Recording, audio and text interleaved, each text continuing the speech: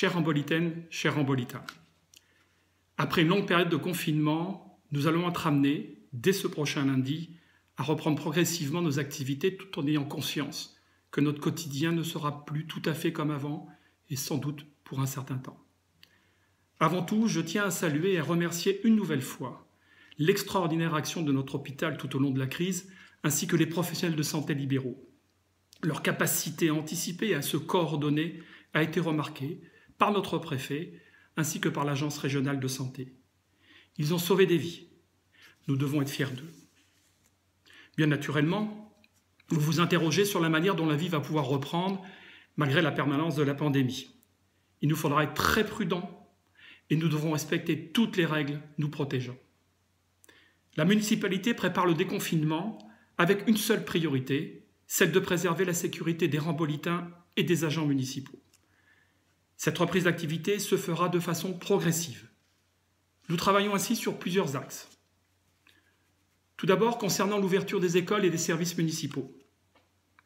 Comme je l'ai annoncé en début de semaine, en lien avec l'Éducation nationale et les représentants des parents d'élèves, nous ouvrirons progressivement nos écoles maternelles et élémentaires à partir du lundi 18 mai, afin de garantir la sécurité des enfants, des enseignants et des agents municipaux. Dès à présent, nous préparons les classes afin d'accueillir les enfants selon les priorités définies par l'inspection d'académie. C'est à elle seule qu'il revient de définir et d'appliquer les critères concernant l'accueil des enfants. Les services municipaux, pour leur part, accueilleront le public progressivement à compter du lundi 11 mai, de manière adaptée, afin de garantir là aussi la sécurité de tous. Les équipements culturels, notamment la médiathèque, ouvriront leurs portes de manière adaptée dans les semaines à venir.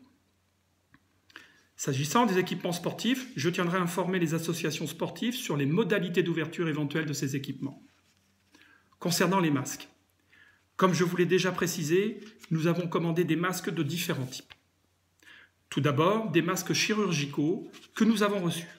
Ils sont distribués au public sensible, aux professionnels de santé de la ville de Rambouillet et aux assistantes de vie, ainsi que bien sûr aux personnels municipaux, notamment dans les crèches et les écoles.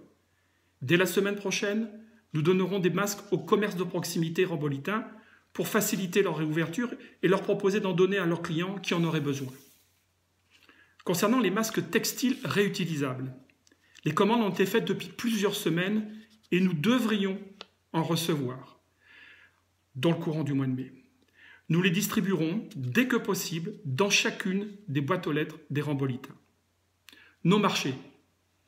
J'ai le plaisir de vous confirmer qu'avec notre délégataire et conformément aux directives de l'État, nos marchés seront de nouveau ouverts dès le mercredi 13 mai, suivant des modalités adaptées afin que la sécurité et les règles de distanciation soient scrupuleusement respectées.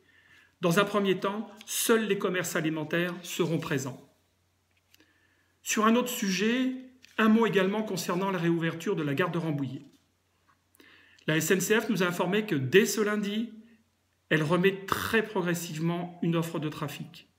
Les informations que nous avons, comme vous j'imagine, démontrent une offre très réduite puisqu'elle annonce que seuls 10 à 15% de ses clients pourront voyager. La SNCF demande à chacun d'être responsable et de respecter notamment, entre autres, l'obligation du port du masque et le respect des règles de distanciation. Enfin, ayant commencé cette intervention en saluant l'hôpital et tous les professionnels de santé du territoire, je voudrais conclure en rappelant à chacun que malgré la décision du déconfinement à compter de ce lundi, la pandémie est toujours présente et que la première de nos responsabilités personnelles et collectives est désormais de protéger ces professionnels d'une nouvelle vague d'épidémie. Continuons à les remercier, à les applaudir quotidiennement, oui, mais agissons encore et encore pour éviter le pire. Je vous souhaite un excellent week-end et je vous remercie.